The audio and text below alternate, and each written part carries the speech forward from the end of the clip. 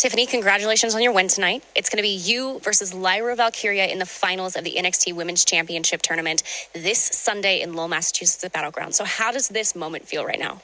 This was just another day at the office for Tiffany Stratton. We all know this was what was going to happen. But this Sunday night, when I'm flying first class back to Florida with the NXT Women's Championship, that'll be the real moment. Toodles! NXT Battleground is going to come to Lowell May 28th. There's so much happening at this event. The ticket you have to get. We've witnessed WWE history in this town before.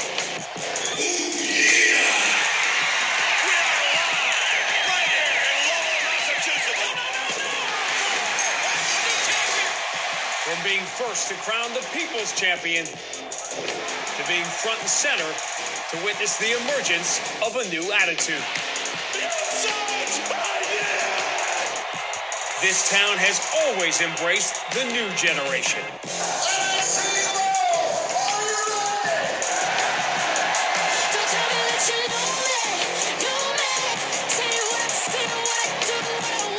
This is the local guy makes good story coming back home. I had actually gone as a fan the last time we were in Lowell, so it's so cool to go now as the champ. But history shows that walking into this town as NXT champion doesn't guarantee you'll walk out with the gold. After Battleground, you're going to realize that you're not him. You're nothing. Beating you is going to help me create the dynasty that I'm about to build over your body.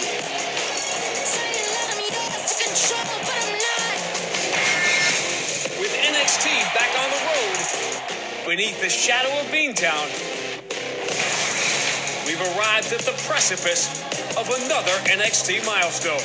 Who will be the next to hold the prestigious Women's Championship? Just who will be left standing in Lowell? The Battleground is being prepped, with possible champions taking claim to the gold. And with these NXT superstars on their road to glory, Battleground is all about making some history of their own.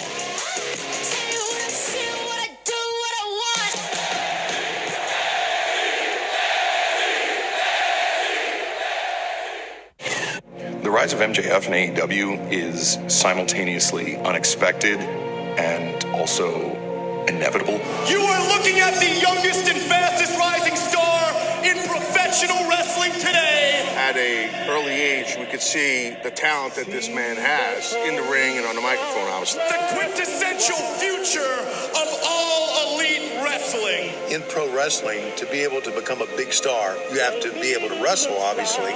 Because my name is Maxwell Jacob Friedman.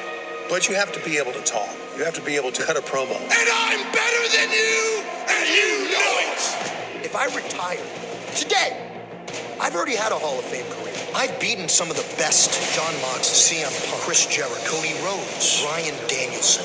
Some people give him grief because maybe he's not wrestling on TV a lot. You've never had a match in Dark, have you? On Elevation. You've never even been on Rampage. I'm from the elk that who cares?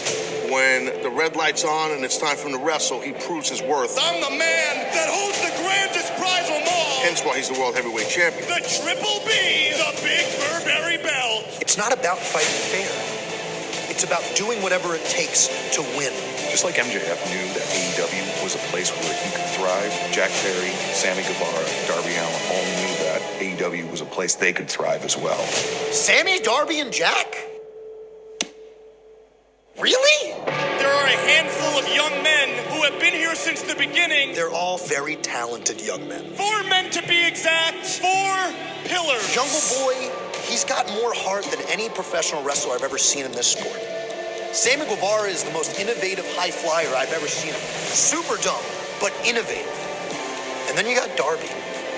Talk about a guy who is willing to put himself through a freaking blender just to get a W. We are the past, the present, and the future of professional wrestling. They were given a blank canvas, and all 4 men painted a masterpiece in their own way.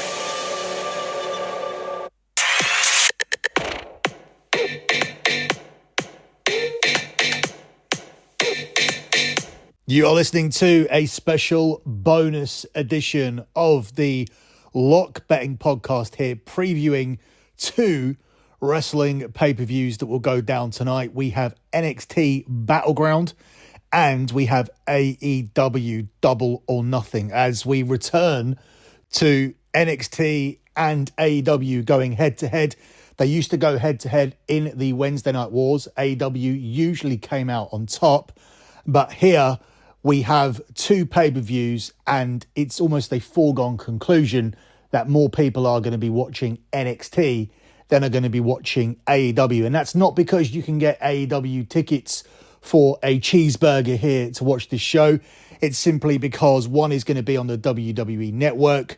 Millions of people already have that via Peacock, and therefore it's going to cost them nothing to tune into NXT, whilst AEW are charging $50 for a show where you could go to the city, buy a burger and get a free ticket and watch it. That's how uninterested people have been in this pay-per-view, and the ratings do reflect that. So we're going to cover both of these shows. We're going to run through the betting lines, and we're going to run through the more significant and important show first. So we're, of course, going to start with NXT. NXT emanates from Lowell, Massachusetts, as you just heard there in the little package that we played at the top of the show. We have titles on the line, including the vacant Women's Championship. There has been a TV tournament on over the last few weeks, and we have now reached the final. But we begin, of course, with the NXT Championship, where Carmelo Hayes defends his championship here in a rematch against Bron Breakker. He is the 1-4 favourite to win it, and it's 5-2 here on Bron Breakker. This is going to be in Carmelo Hayes' hometown, so I do think he does win this match. It's just a shame because Bron Breakker has been so much better and so much more interesting as a heel. So it does seem a shame to hang this loss on him already, which will ultimately give him nowhere to go other than possibly the main roster if that's where he's going. But I do think Carmelo Hayes wins because it's in his hometown. I would like them to explore the option of perhaps putting it on Bron for a bit and having Carmelo chase him again. But Carmelo has been in NXT for a while. He's done everything, and this was the culmination of his chase when he won this championship. So to do it all over again, although this time as an outright babyface, would probably derail his momentum. So you are in a no-win situation here with two guys who I think are clearly the top two in this company, especially with Bron working as a heel. Carmelo Hayes is Carmelo Hayes. He has a character that will translate over to the main roster. His problem's going to be his size. Now, if Montez Ford, who is somebody who's very well liked by wrestling Twitter and the wrestling community, is not someone I'm necessarily a fan of because of the character, but if you gave the Carmelo Hayes character, if you gave Carmelo Hayes' persona to Montez Ford, then Montez Ford could be a bona fide main eventer. Likewise, if you gave Montez Ford's look and size to Carmelo Hayes, he would be a bona fide main eventer. So they are missing what each other have. But ultimately, Montez Ford could get better in terms of his character, but Carmelo Hayes isn't going to grow any taller. So that's the situation that you have there. But ultimately, predicting this match, I think Carmelo Hayes comes out on top. Not too much value on the 1-4 minus 400 line. So hopefully your books are able to allow you to do parlays so you can find a little bit more value here by adding this selection to something else. Up next, we look at the North American Championship match where Wes Lee is the favourite to retain. Joe Gacy is the second favourite here at 11-8 with Wes Lee the even money favourite. And then you have Tyler Bate here at 3-1. They seem to be teasing towards a program between Bate and Lee. Ultimately, I think that ends up being the title program which you move forward onto. So we could either see Bate turning on Lee here, but ultimately if it's in a triple threat match and within the confines of a triple threat match where it's all against all, it's not really a real turn. So I think we could see some teases towards a turn and ultimately do that later. So I do feel Wes Lee does come out of this match with the title. Obviously it's interesting to see Joe Gacy so closely priced up to Lee, with Lee not being a significant favourite to retain here. But I do think that he comes away with the title. We move on to a feud between Bate and Wesley for the title, with Gacy sort of being left out in the cold. Up next, we look at the NXT Heritage Cup, where Dragon Lee is the favourite to win it from Noam Dar. He's available here at 2-5, with Noam Dar here at 7-4. Noam Dar's been there for a while and hasn't really done anything. I think he's going to lose his cup here to Dragon Lee. This seems like a very straightforward prediction, and I think you could tack this on as a parlay piece with Carmelo Hayes as well. So already 3 matches in, we have found a couple of matches that we can parlay together to give you a lot more better value there for this card. Up next, we look at the last man standing match, where Dragunov is an overwhelming favourite here against Dijak at 1-3, with Dijak at 9-4. I think he's a favourite for a reason. Dijak is just here to work matches and to work on his character. He will end up back on the main roster. Hopefully it works out better for him this time. I don't think he's going to do anything significant in NXT.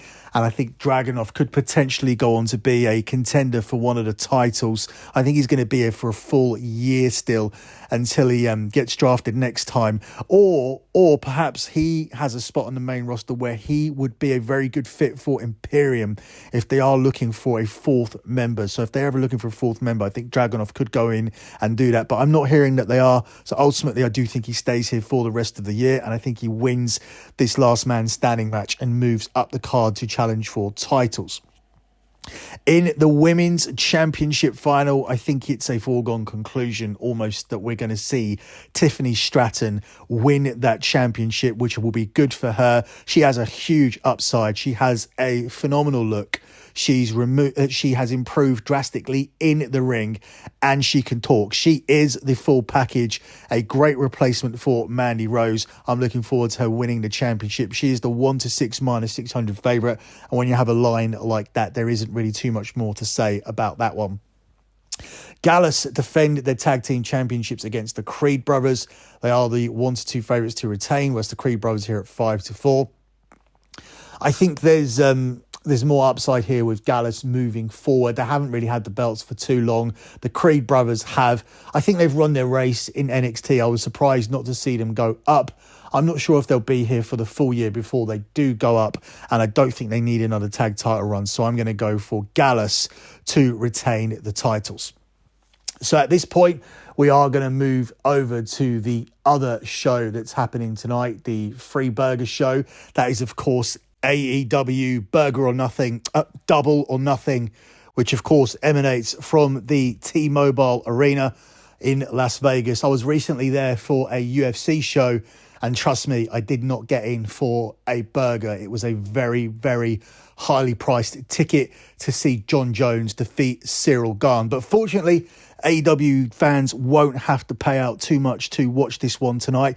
It is a decent looking card. What's funny to me is that if you look on Google, there is a question there when you search AEW Double or Nothing, and there's a question, it says, what is AEW's equivalent to WrestleMania? And Google answers, AEW Double or Nothing is a professional wrestling pay-per-view event produced by All Elite Wrestling. So this is supposed to be AEW's equivalent to WrestleMania, and their main event is a 4 pillars match where everybody knows the winner, and the other 3 guys look like they are 205 contenders. So this looks like the 205 or the Cruiserweight Championship match. And that includes MJF, who isn't a big guy, instead of what is a main event on AEW's equivalent of WrestleMania. We do have some other decent matches on the card. I can't really say that I'm not looking forward to watching the Elite versus the Blackpool Combat Club, although everybody knows the only thing that anybody wants to see the Elite doing this year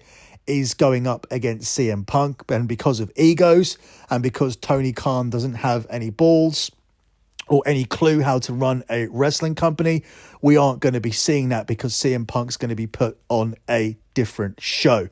So let's break down these matches. We'll begin with that pointless world title match where MJF is unbackable, completely unbackable, as the 1-16 favourite here, minus 1,600.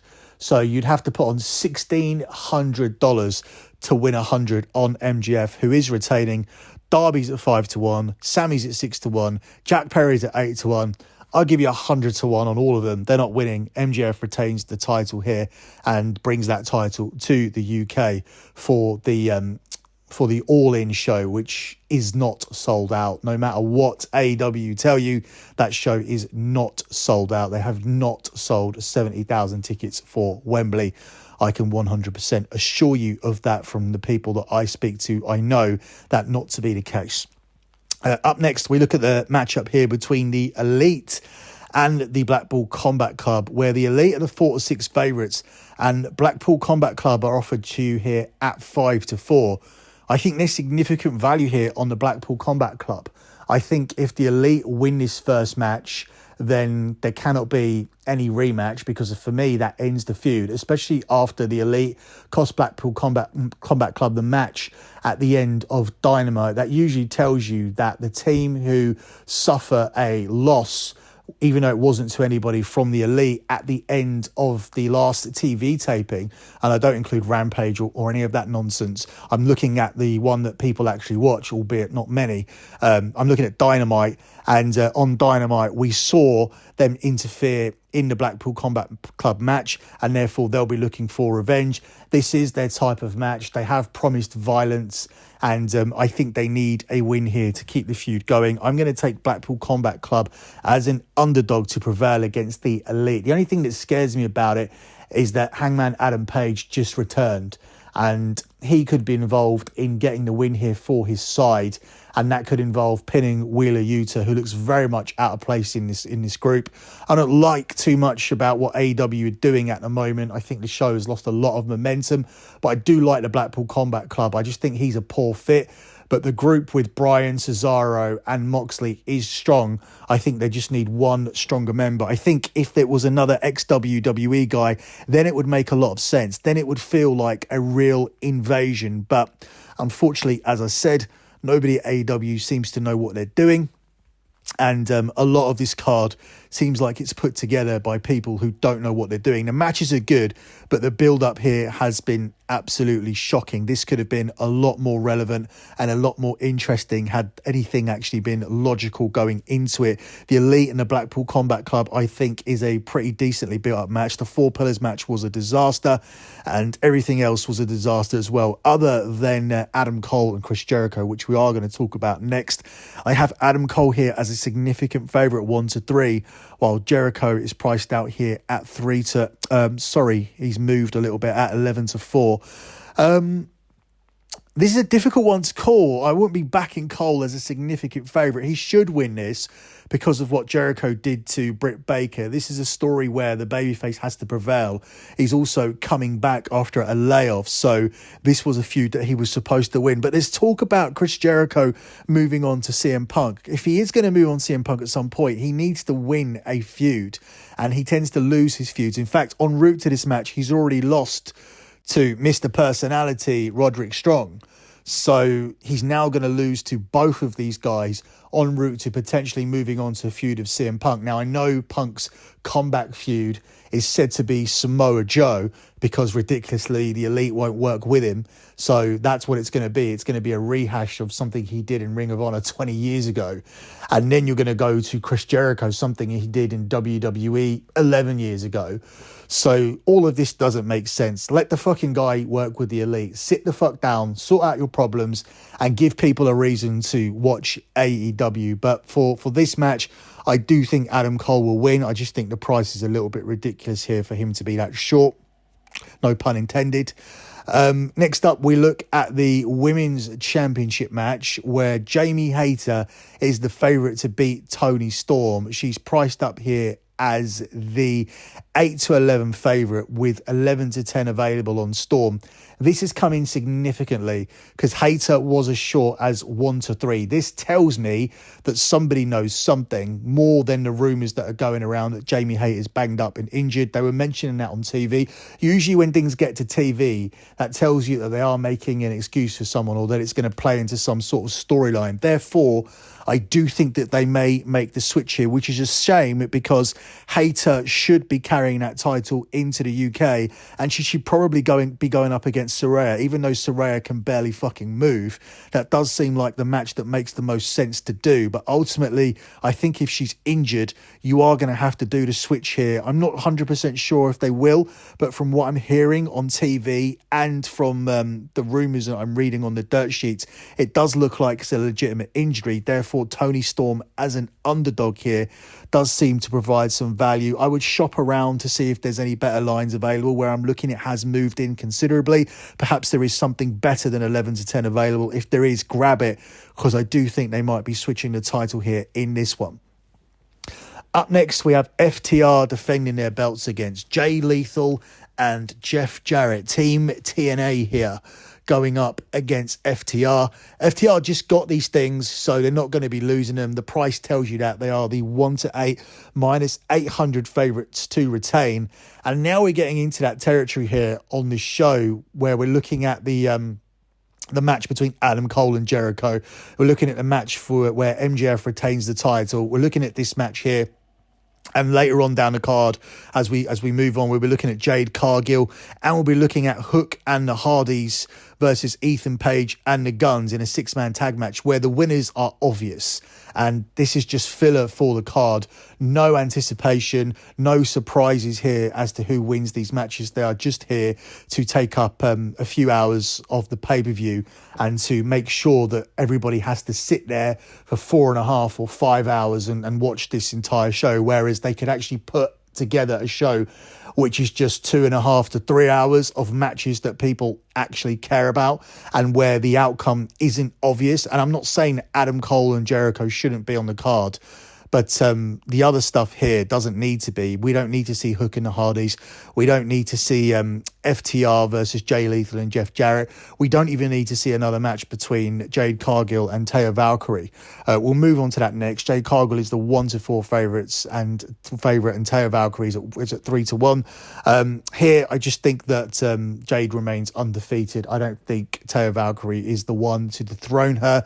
I think Jade is probably moving up to 100-0 at some point, and I think 1-4 actually does provide some value here. So that could be a decent parlay piece to take Taya Valkyrie and to take Jade Cargill and put it together with somebody else here on this card. I wouldn't say Adam Cole because he is a little bit too short, but again, no pun intended. But there might be something coming up later on as we break down the final 3 matches here. Hook and the Hardys versus Ethan Page and the Guns. Here again, the Hardys and Hook are at 1-4, and Ethan Page and the Guns are at 11-4. I would think that they win the match here. Jeff Hardy hasn't wrestled for a while because he's a alcoholic and a drug abuser, and he was taken off television, and he probably shouldn't be back on television. He would never be back on WWE television under these circumstances, but he's here, he's wrestling, and he's going to pick up a win. And I would consider putting this match together with Jade Cargill and one other on this show. Maybe this one, maybe Wardlow going up against Christian Cage. It is a ladder match, and I think that stipulation is just added to A, give you a little bit more variation on his card, and B, to make it look like Christian has a real chance of actually winning. I don't think he does. I think Wardlow's moving on to the Dinosaur after he gets past Christian, and he is the 1-2 favourite to win it, with Christian priced up at 6-4. I think Wardlow is retaining this championship here, even though it is a ladder match. And as I said, he's moving on to Lucha Dinosaur for his next program. Finally, we have the AEW International Championship, the most pointless championship in wrestling, held by the most pointless wrestler in wrestling. To book this guy as a strong, unbeatable champion just shows you how ridiculous AEW is and why they need somebody competent booking the show. It's fine for Tony Khan to own it, but he shouldn't be booking this shit. He doesn't know what he's doing. He's booking his friends in prominent positions. I don't care if Orange Cassidy has fans. I don't care if he sells T-shirts or tickets even, which I don't think he does. I don't think he does sell tickets. I know he sells merchandise, but really, what are the merchandise sales for AEW? Who's buying their stuff? It's hardcores, and hardcore fans are invested in Orange Cassidy. Nobody flicking through the channel is going to stop and watch this guy, and it's probably the push of guys like this that is putting off other fans from watching AEW, which is why you can't get over the 800,000 mark on Wednesdays. I think it's ridiculous,